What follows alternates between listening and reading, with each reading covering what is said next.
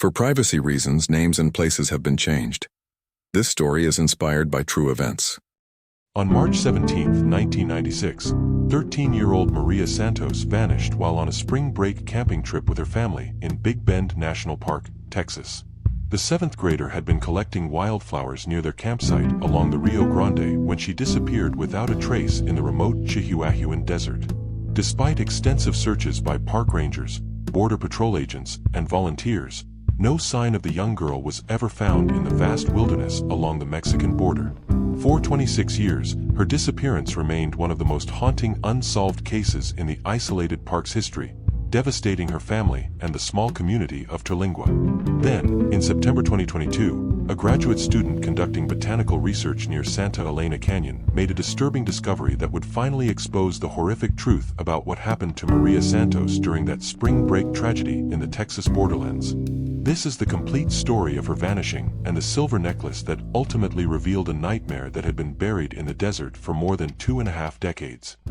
March 17, 1996, began as a perfect spring day in Big Bend National Park, where the Santos family from El Paso had driven to spend their spring break exploring one of Texas's most remote and spectacular wilderness areas.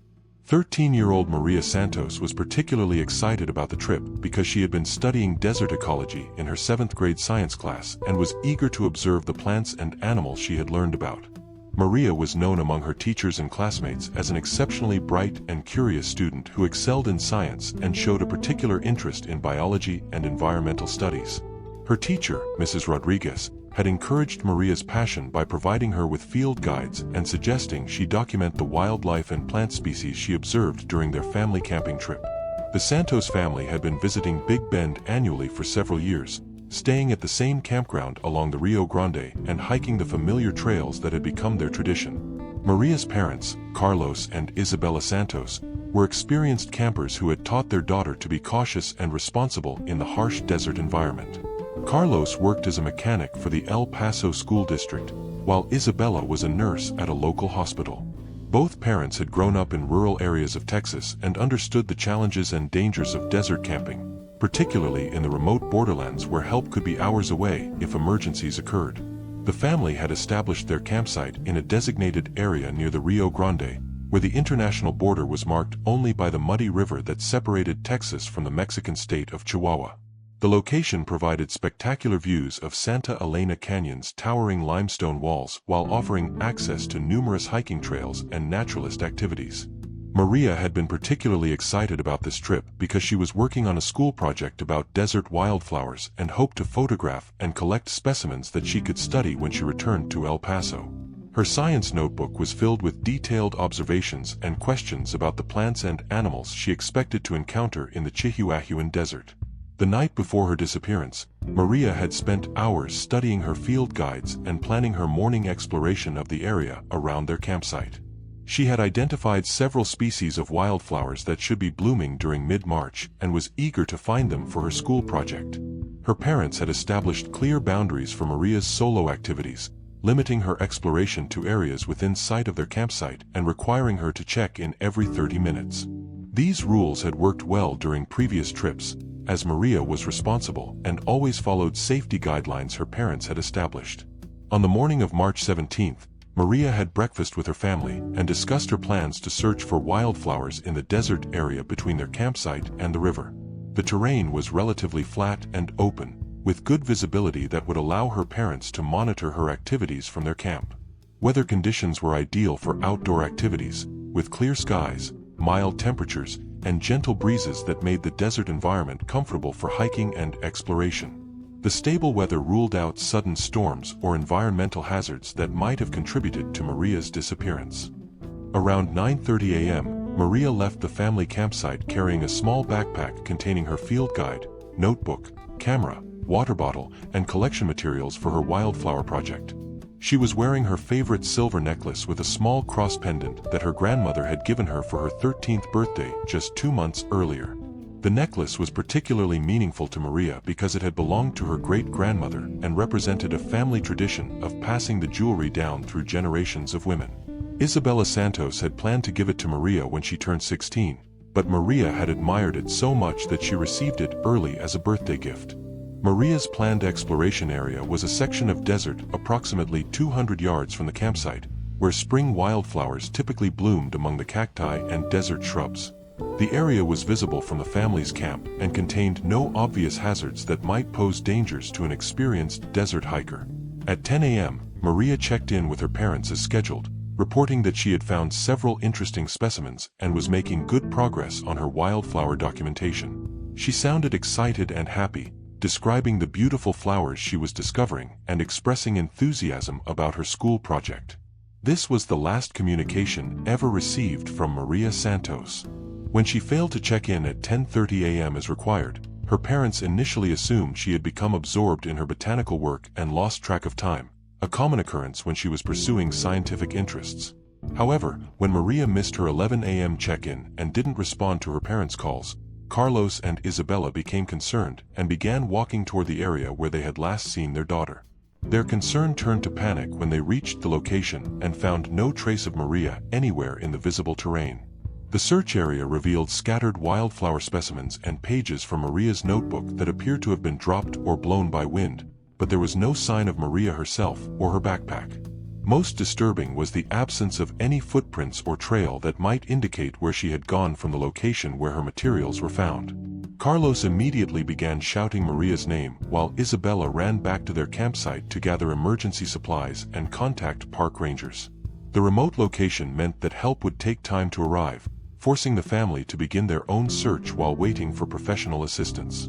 The terrain around the discovery site was relatively flat desert with scattered vegetation that provided good visibility for several hundred yards in all directions. The absence of hiding places or natural hazards made Maria's disappearance even more puzzling and frightening for her desperate parents. Park Ranger David Wilson received the emergency call at 11:45 a.m. and immediately began coordinating a search operation while driving to the Santos family campsite. Big Bend's remote location and limited personnel meant that additional resources would need to be requested from other agencies, but Wilson began initial search procedures using available park staff. The first organized search began at 12:30 p.m. with park rangers, maintenance staff, and volunteer campers systematically covering areas around the Santos campsite and Maria's last known location. The search expanded in concentric circles, with teams checking areas where a 13-year-old might have wandered or become lost. Border Patrol agents from the nearby sector headquarters joined the search operation, bringing additional personnel and specialized equipment for desert operations.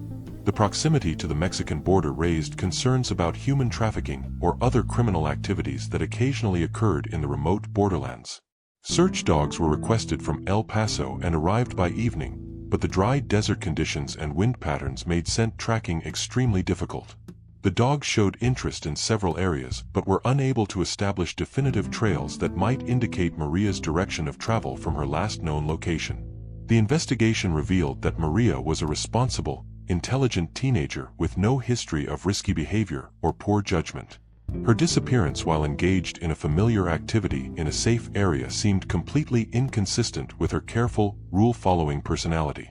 Detective Lieutenant James Martinez of the Brewster County Sheriff's Department joined the investigation as it became clear that Maria's disappearance might involve criminal activity rather than a simple case of becoming lost.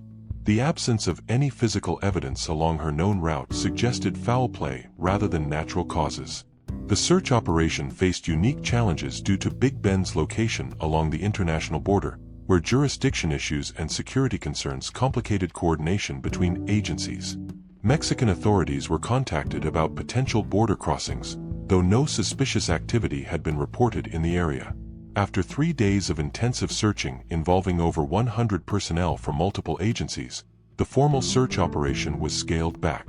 Despite the massive effort covering hundreds of square miles of desert terrain, no trace of Maria or her belongings had been discovered anywhere in the park. The case generated significant media attention throughout Texas and beyond, with the story of a missing teenage girl in America's most remote national park capturing public sympathy and concern. Tips poured in from across the Southwest, though none provided concrete evidence that advanced the investigation. Throughout 1997 and 1998, the Santos family organized private search expeditions and hired professional investigators to continue looking for their daughter when official resources were reduced. The family's determination to find answers kept Maria's case visible and maintained pressure on authorities to pursue all possible leads. The case was featured in numerous missing persons television programs and publications, generating national attention and thousands of tips from viewers who thought they might have information about Maria's fate. However, despite extensive media coverage, no breakthrough evidence emerged that could explain her disappearance. The Santos family struggled with theories that Maria might have been kidnapped and taken across the border into Mexico, where recovery would be nearly impossible. The proximity to the international boundary and the area's history of smuggling activities made cross-border abduction seem plausible but unprovable. In 2000, human remains found in a remote area of the park initially raised hopes for resolution, but forensic analysis determined they belonged to an unidentified adult who had died much earlier and were unrelated to Maria's case. Such discoveries occasionally renewed attention to the investigation but didn't provide the answers the family desperately sought. Advanced search technologies became available during the 2000s, including improved ground-penetrating radar and thermal imaging systems that could potentially locate buried evidence. However, the vast scale of Big Bend and the lack of specific information about where to search made comprehensive technological sweeps impractical. The Santos family established a scholarship fund in Maria's name for students pursuing science education and maintained annual memorial events that kept her case in public awareness. Their persistence ensured that any potential discoveries would be recognized as possibly related to their daughter's disappearance. By 2010, 14 years after Maria's disappearance, most active search efforts had ceased, though the case remained officially open and investigators continued following up on credible tips. The mystery had become part of Big Bend's folklore, representing the dangers that could claim even careful visitors in the remote borderlands. The scientific community, particularly botanists and ecologists who worked in Big Bend, maintained awareness of Maria's case and her love of desert plants. Researchers who discovered unusual objects during their fieldwork were encouraged to report findings that might be related to missing persons cases. September 14, 2022, began as a research day for Jennifer Walsh, a graduate student in botany from the University of Texas who was conducting her dissertation research on rare plant species in Big Bend National Park. Her work focused on documenting wildflower populations in remote areas of the park that were rarely visited by tourists or researchers. Walsh was working in a rugged area near Santa Elena Canyon, approximately 6 miles from where the Santos family had camped in 1996. The location was accessible only by hiking through challenging desert terrain that required advanced navigation skills and extensive preparation for the harsh environment. Around 2:45 p.m., while photographing a rare species of desert lupin that grew in the shadow of a large boulder, Walsh noticed something metallic reflecting sunlight from beneath accumulated sand and debris. The object appeared to be small jewelry that had been partially buried by years of wind-blown sediment. Careful excavation revealed a silver necklace with a cross pendant that appeared to have been exposed to desert conditions for many years. The piece was tarnished but still intact, with distinctive markings and craftsmanship that suggested it was a quality piece of jewelry rather than mass-produced costume accessories. Walsh recognized that the necklace's location in such a remote area was unusual, as few people would have reason to visit the challenging terrain where she was working. The jewelry appeared to be the type that someone would not willingly abandon, suggesting it might have been lost during circumstances beyond the owner's control. The graduate student was aware of missing persons cases in Big Bend and had been briefed about the importance of reporting any unusual discoveries during her research activities. She carefully documented the location with GPS coordinates and photographed the necklace before contacting park authorities about her find.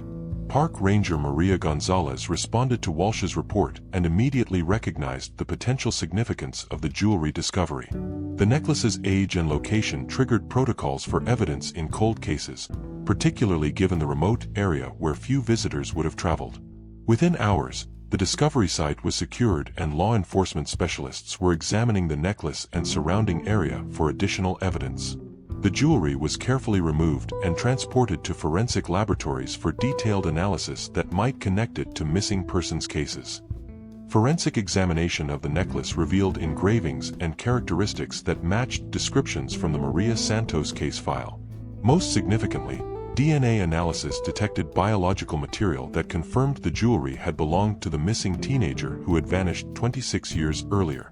The necklace's location near Santa Elena Canyon was approximately 6 miles from where Maria had disappeared, in terrain that would have been impossible for a 13-year-old to reach alone. The remote location suggested that Maria had been transported far from her family's campsite before meeting her fate. Advanced forensic techniques available in 2022 allowed investigators to extract DNA profiles from trace evidence found with the necklace. Most importantly, they discovered genetic material from an unknown individual whose DNA was not in law enforcement databases but could be analyzed using genetic genealogy techniques. The DNA evidence was processed through genealogy databases and family tree analysis, eventually leading to the identification of relatives of the unknown individual. The investigation traced the genetic profile to Miguel Herrera, a 54-year-old man who had been working as a seasonal park maintenance worker during the spring of 1996. Herrera was tracked down and arrested at his current residence in New Mexico, where additional evidence linked him to Maria's disappearance and murder. Under interrogation, he eventually confessed to killing the teenager during what he claimed was an attempted kidnapping that went wrong. According to Herrera's confession, he had been monitoring the Santos family's campsite and had waited for an opportunity to abduct Maria when she was alone and vulnerable. He admitted to taking her to the remote canyon area where he sexually assaulted and murdered her before burying her body in a location that has never been found. The confession revealed that Herrera had been using his position as a park employee to identify and stalk potential victims, particularly young girls who were camping with their families in remote areas of Big Bend. Maria's case was likely not his only crime, though other victims had not been identified. The arrest and confession provided closure to the Santos family after 26 years of uncertainty, though the details were more horrifying than they had ever imagined. The knowledge that their daughter had suffered sexual assault before her murder added a devastating dimension to their grief. Herrera was charged with kidnapping, sexual assault, and first-degree murder. At age 54 and facing overwhelming evidence, he accepted a life sentence without possibility of parole to avoid the death penalty, ensuring he would never again pose a threat to other potential victims. The resolution of Maria Santos's case brought justice for one of Big Bend's most haunting unsolved mysteries while exposing the predatory behavior that had operated within the park system for decades. The confession revealed how trusted employees could exploit their positions to target vulnerable visitors. The case prompted a comprehensive review of background check procedures for park employees and seasonal workers who have access to remote areas where they might encounter isolated visitors. Maria's murder highlighted security vulnerabilities that had existed within the national park system. Jennifer Walsh's discovery and her recognition of its potential significance had been crucial to solving the case. Her scientific training and awareness of missing persons protocols ensured that crucial evidence was properly reported and investigated rather than being dismissed as unimportant debris. The Santos family finally had answers about their daughter's fate, though learning the truth about Maria's sexual assault and murder was more traumatic than 26 years of uncertainty. The knowledge that she had suffered before her death created new forms of grief and anger for her surviving relatives. The case demonstrated how genetic genealogy and advanced DNA analysis could solve cold cases that had seemed hopeless for decades. Technologies that didn't exist in 1996 ultimately provided the breakthrough that identified Maria's killer and brought him to justice. The remote location where Maria's necklace was discovered highlighted how desert environments could preserve evidence for extended periods while keeping it hidden from searchers. The jewelry had remained buried for 26 years before chance erosion exposed it to discovery. The Santos family established additional memorial programs focusing on child safety education and supporting families of missing children. Their 26-year struggle to find answers about Maria's fate inspired advocacy work that helped other families navigate similar tragedies. Maria Santos's story serves as a horrifying reminder that predators can operate within trusted institutions where they have access to vulnerable children and isolated families. Her murder revealed how seasonal employment in remote areas could provide cover for criminal activity that went undetected for decades. The 26-year delay in solving the case illustrates how effectively desert environments can conceal evidence while also preserving it for eventual discovery. The necklace that finally broke the case had been hidden in a remote canyon where it might never have been found without scientific research activities. For the National Park Service, Maria's case provided crucial lessons about employee screening procedures and the need for enhanced security measures to protect visitors from predatory individuals who might seek employment specifically to access potential victims in isolated locations. The persistence of the Santos family in keeping Maria's case active and maintaining public awareness contributed to the recognition of the necklace discovery as significant evidence. Their 26 years of seeking answers ensured that when evidence was finally found, it received immediate and thorough investigation. The case demonstrates how scientific research activities can sometimes intersect with criminal investigations in unexpected ways, providing breakthroughs that dedicated law enforcement efforts alone might not achieve. Graduate student research in remote areas creates opportunities for discovering evidence that has been hidden for decades. The random discovery of crucial evidence after more than 2 decades highlights the importance of maintaining cold case investigations and preserving DNA evidence as new technologies become available. Advanced genetic analysis made it possible to solve a case that had seemed hopeless since the 1990s. Maria's legacy lives on through improved safety protocols in national parks and enhanced screening procedures for employees who work in remote areas where they might encounter isolated visitors. Her story serves as a permanent reminder of the need for constant vigilance to protect children and families who seek adventure in America's wilderness areas. The case ultimately demonstrates that justice can emerge even after many years of investigation, providing hope for other families who continue waiting for answers about their missing loved ones while serving as a warning that evil can hide behind positions of trust in even the most beautiful and remote places.